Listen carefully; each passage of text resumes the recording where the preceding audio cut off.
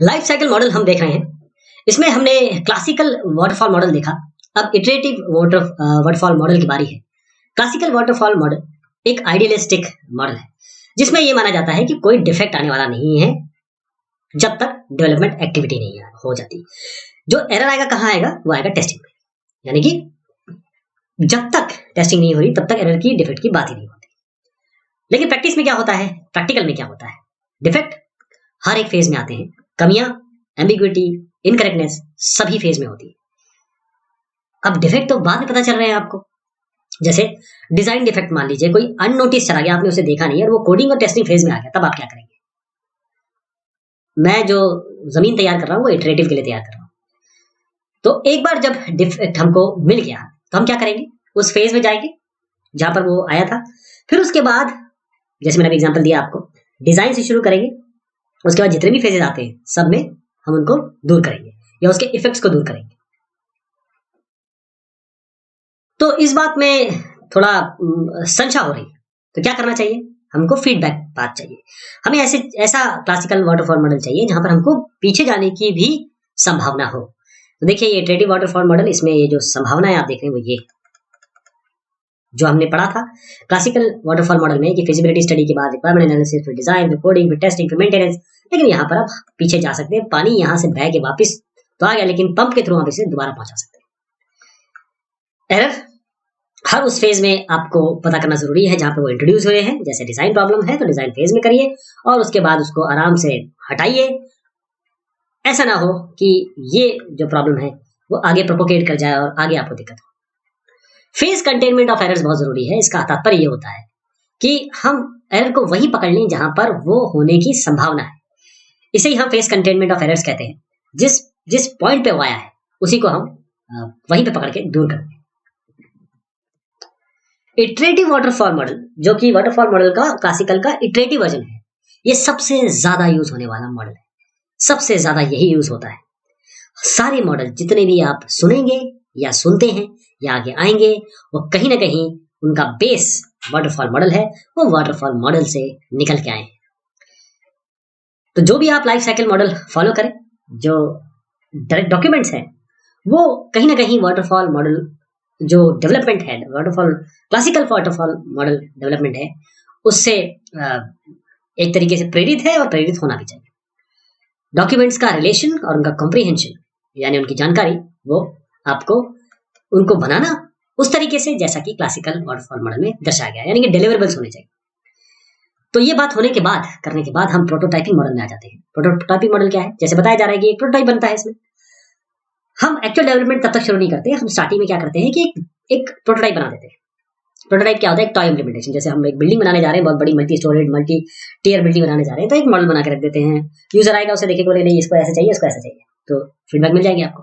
तो जो toy implementation है उसमें ज्यादा फंक्शनलिटी होगी नहीं, रिलायबिलिटी अच्छी नहीं होगी, परफॉर्मेंस भी उसका इनएफिशिएंट ही होगा, केवल देखने के पर्पस के लिए होगा। लेकिन हम इसको करना क्यों चाहते हैं? प्रोटोटाइप डेवलप क्यों करना चाह रहे हैं? पहली चीज तो ये आप डेमोन्स्ट्रेट कर सकें कस्टमर को। Data format, message, report, interactive dialogue सब आप बनाएंगे और उसके बाद जो टेक्निकल इश्यूज इसके साथ एसोसिएटेड है प्रोडक्ट डेवलपमेंट के साथ, वो आप जानेंगे। तो जो मेजर डिसीजन आप डिजाइन डिसीजन लेना चाहेंगे वो आप केवल इस पे ले सकते हैं कि भाई हार्डवेयर कंट्रोलर इसका रिस्पॉन्स टाइम तो बहुत ज्यादा है, सॉर्टिंग एल्गोरिथम में तो बहुत ज्यादा टाइम ले रहा है। इन सबको आप आराम से ठीक कर सकते हैं। तीसरा रीजन डेवलपमेंट प्रोटोटाइप का, पहली चीज तो ये है कि आप पहली बार में कभी भी कोई चीज सही नहीं पा सकते। मुश्किल है, इम्पॉसिबल नहीं है, लेकिन मुश्किल है। तो हम क्या करेंगे कि अपना प्रोटोटाइप बनाएंगे और जब हम नया डेवलपमेंट करना शुरू कर रहे हैं तो जो प्रोटोटाइप उसको फेंक देंगे। अप्रॉक्सीमेट रिक्वायरमेंट से शुरू करते हैं। फटाफट डिजाइन बनाइए, प्रोटोटाइप मॉडल तैयार कर लीजिए, शॉर्टकट यूज कर लीजिए और उसमें इनएफिशिएंट इनएक्यूरेट डमी फंक्शंस भी हो सकते हैं। जैसे अगर एक्चुअल कंप्यूटेशन करना है तो आप क्या करिए, एक टेबल, एक्सेल का टेबल या सीएसवी फाइल लेके उसको यूज कर लीजिए। जरूरत नहीं है कि आप एक्चुअल जहां डेटाबेस से रीड करने वाली चीज लिखते हैं। फिर उसके बाद जो डेवलप प्रोटोटाइप है ये आप कस्टमर को दे दीजिए कि आप इसको इवैल्यूएट करिए, अपनी फीडबैक दीजिए, उनका फीडबैक लीजिए और उसको रिफाइन करिए और ये तब तक करते रहिए जब तक आपका प्रोटोटाइप अप्रूव नहीं हो जाता। उसके बाद जब सब कुछ तय हो गया, यूजर सेटिस्फाई हो गया, तब आप आइए क्लासिकल वाटरफॉल अप्रोच पे। तब आपको लगाना क्लासिकल वाटरफॉल अप्रोच ही है प्रोटोटाइप मॉडल। तो अगर मैं इसको डायग्रामेटिकली समझाऊं तो रिक्वायरमेंट गैदरिंग तो हो रही है, उसके बाद कोई डिजाइन कर लीजिए।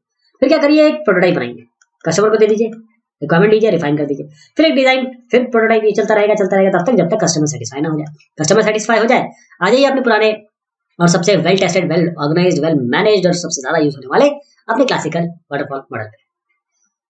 रिक्वायरमेंट एनालिसिस और स्पेसिफिकेशन, ये फिर बाद में रिडंडेंट हो जाता है।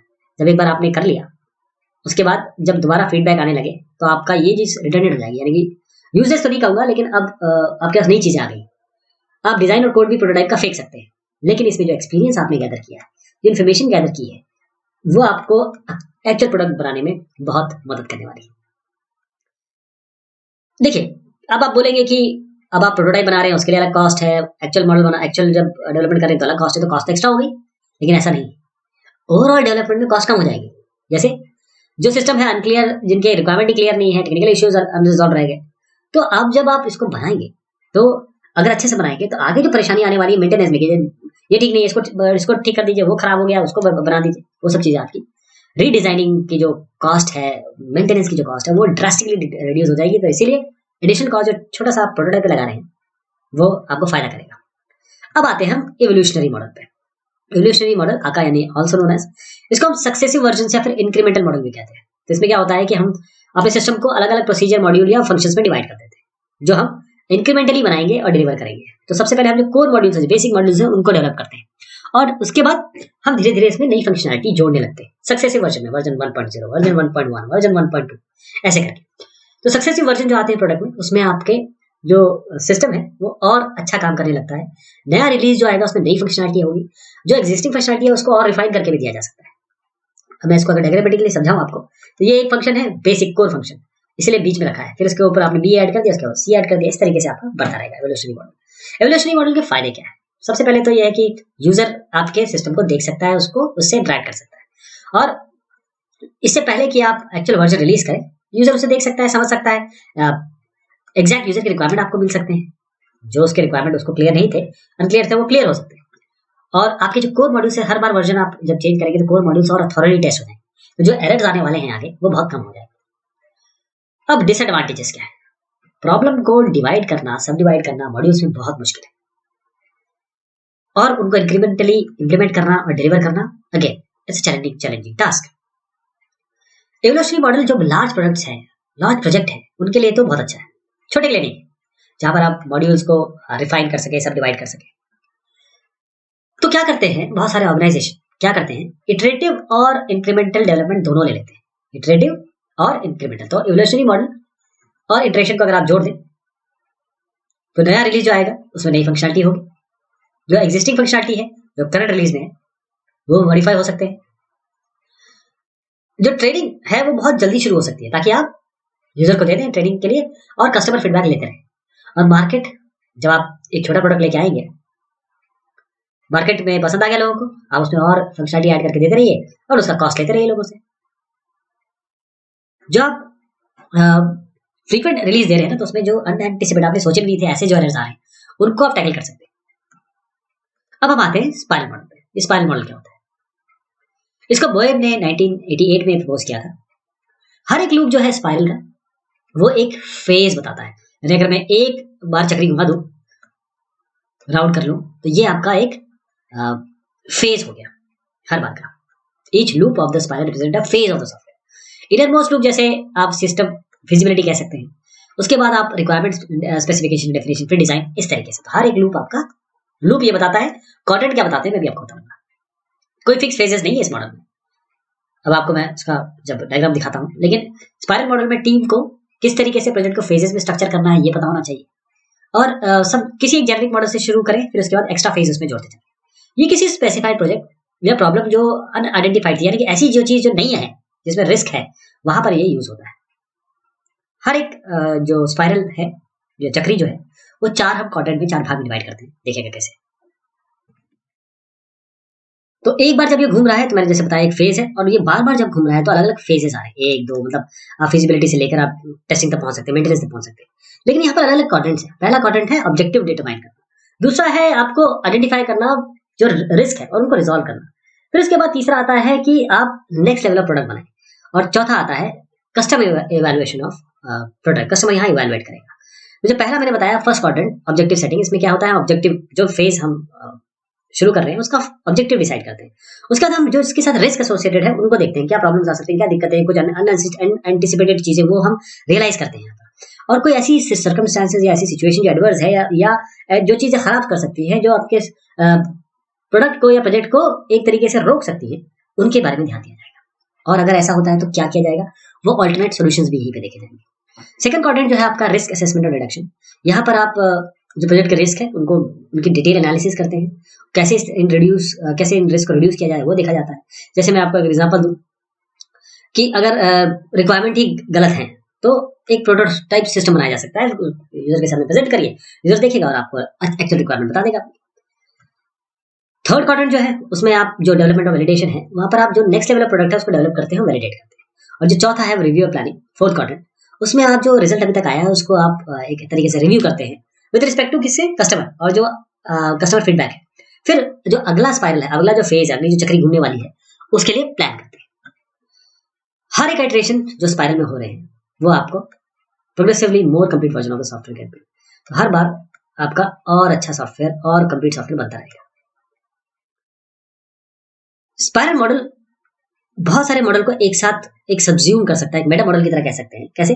अगर सिंगल लूप है तो वाटरफॉल मॉडल है सिंपल, एक इवोल्यूशनरी अप्रोच यूज कर रहा है, जैसे इटरेशन थ्रू स्पाइरल, बार बार घूम रहा है ना, बार बार आपका इटरेशन हो रहा है, तो इवोल्यूशनरी मॉडल हो गया। रिस्क, हर एक पॉइंट पे रिस्क, तो अंडरस्टैंड करना, रिएक्ट करना उस रिस्क के लिए, यही तो हमारा मेन है कि जो प्रॉब्लम्स है उसको हम दूर करें। और प्रोटोटाइप क्यों है कि अगर कोई रिस्क आ रहा है तो प्रोटोटाइप बना के दे दो। हर बार एक स्टेप वाइज अप्रोच फॉलो हो रही है तो इसका मतलब वाटरफॉल मॉडल है। तो अगर हम डिफरेंट लाइफ साइकिल मॉडल्स में कंपेयर करें तो इटरेटिव वाटरफॉल मॉडल जो मैंने अभी आपको बताया वो सबसे ज्यादा यूज होता है। लेकिन अगर आपका प्रॉब्लम बिल्कुल वेल अंडरस्टूड है, बिल्कुल समझ पा रहे हैं आप, यूजर के रिक्वायरमेंट बिल्कुल क्लियर है, तब आप इसे यूज करेंगे। और जो प्रोटोटाइप मॉडल है वो कहां पर है, जहां पर आपको यूजर रिक्वायरमेंट टेक्निकल एस्पेक्ट समझ में नहीं आ रहे। इवोल्यूशनरी मॉडल कहां सुटेबल है, जहां पर बड़े प्रॉब्लम्स हैं, लार्ज प्रॉब्लम्स है। इसमें क्या करते हैं, हम मॉड्यूल्स में डिफाइन कर देते हैं, डिवाइड कर देते हैं, उसके बाद इंक्रीमेंटली ऐड करते चलते हैं, तब तक जब तक यूजर से सेटिस्फाई ना हो जाए। यूजर बोलेगा ठीक है मुझे आप यहाँ पर एकदम क्लियर है। स्पाइरल मॉडल कब करते हैं, जब नई चीज करने जा रहे हैं, जहां पर रिस्क इन्वॉल्व, यहाँ पर स्पाइरल मॉडल होता है। तो फुली आपको आइडिया लग गया होगा बाकी सारे लाइफ मॉडल्स में। अभी इसके आगे भी बहुत सारे लाइफ मॉडल्स आए हैं, लेकिन ये बेसिक है, तो इनको जान गए तो आगे जैसे अब फास्ट रनिंग वाले होते हैं, कुछ स्पोर्ट्स पे भी बेस्ड मॉडल्स हैं जिसमें बहुत फास्ट काम होता है, उन सबको हम आगे एजाइल मॉडल जिन्हें संज्ञा दी जाती है उनको भी हम देखेंगे। बहुत शुक्रिया, बहुत मेहरबानी आपसे।